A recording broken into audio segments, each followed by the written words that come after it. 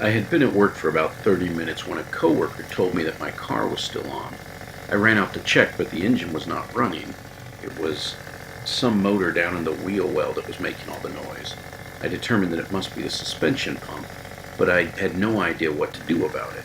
It had drained the battery enough that I could not start the car, and I had no tools with me to disconnect the battery.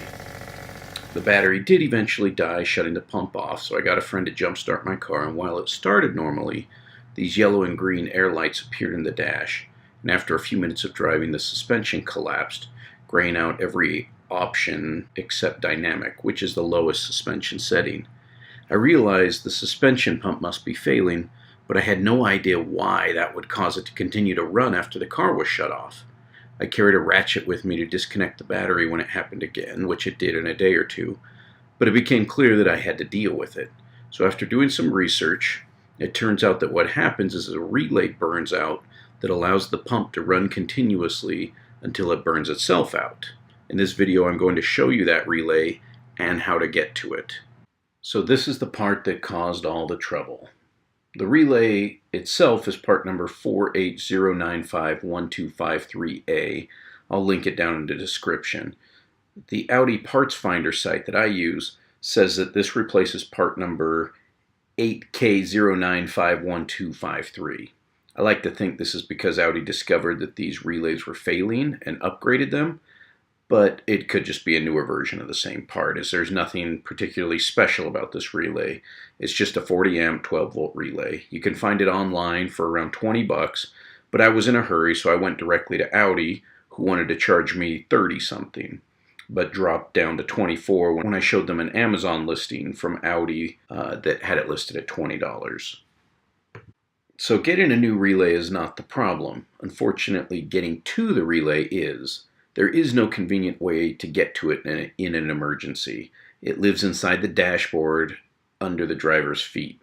It's not too terrible to get to, but it does require a T25 Torx head, and there really is no convenient way to do it if you find your car exhibiting the same symptoms as mine. As with all trim pieces, you risk breaking them when removing them, as you will see I did with 2 of them while making this video. Anyway, you start by removing the plastic trim pieces that runs along the length of the dashboard shown here. I started with the little piece on the left side, which I think must have already been broken, judging by how easily it came up when I pulled on it.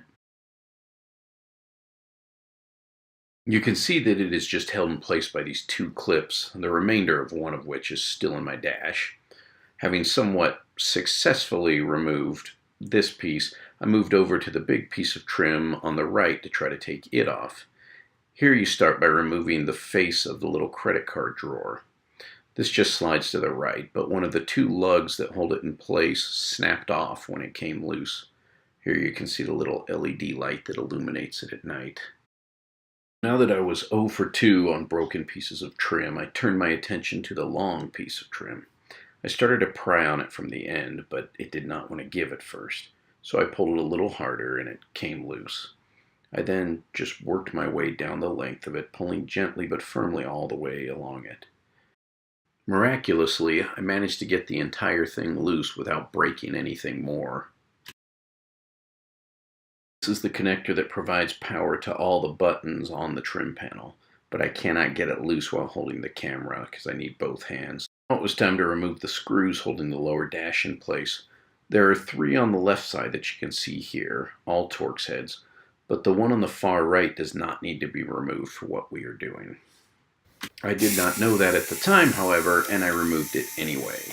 2 more screws on the right side that you can see here, but only the one on the left has to come out for this job. One thing to note here is the awkward setup. I have an electric screwdriver, so I'm going through the steering wheel to get at these screws, but you might also do it with a bent neck screwdriver or a ratchet type setup. Once those screws are removed, you have to remove the fuse cover on the side of the dash. Unfortunately, I was out of frame when I did this, but you just shove something like a screwdriver behind it to pop it off. You then have to remove 2 more screws from inside here.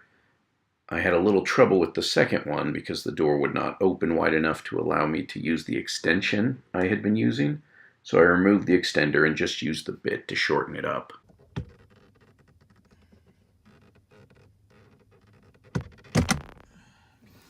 Okay, so I thought the camera was on, it was not, but used both hands to yank this side loose, and then I pulled this side loose, and the whole thing came down. I understand that this is the knee airbag here behind this metal plate, so just be aware. And this is the fuse in question. The only issue with it is there's not enough space on the top or side to get my hand around it. Getting this fuse out was more trouble than I had expected. I ended up using needle nose pliers to wiggle it loose, and then channel locks to get a hold of it and pull it out. And if you are wondering, yes, sticking metal pliers into your car's fuse box is unsafe for both you and your car, so I'm not recommending you do that. It is just what I did because it was the tools I had on hand. As you can see, I even cracked the casing of the fuse trying to get it out.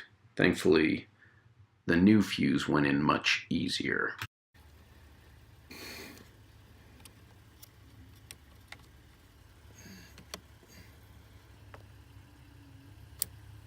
Alright, that slid right back in. Now it was time to put everything back together. The only tricky part about this was getting the dashboard to sit right when I pushed it back up. You need to make sure that the clips on the right side and the left side, which is what I'm showing you here, slide back into their slots, or the dash will not line up and the screw holes won't line up properly. So here it is, all put back together. Slid everything back on. I put this on with just the one clip, so you can see it's a little wonky. I might have to do something about that later. The other side actually went on just fine. Made me wonder if maybe it was broken anyway, and I'm not the one who broke it, but it's all put back together. Unfortunately, I did not learn all this in time to save my suspension pump, as you can see by the air lights on my dash that did not go off. I would still end up replacing the suspension compressor, but this was not wasted effort, because if I had not replaced this relay, the new pump would have had the same problem and it too would have burnt itself out.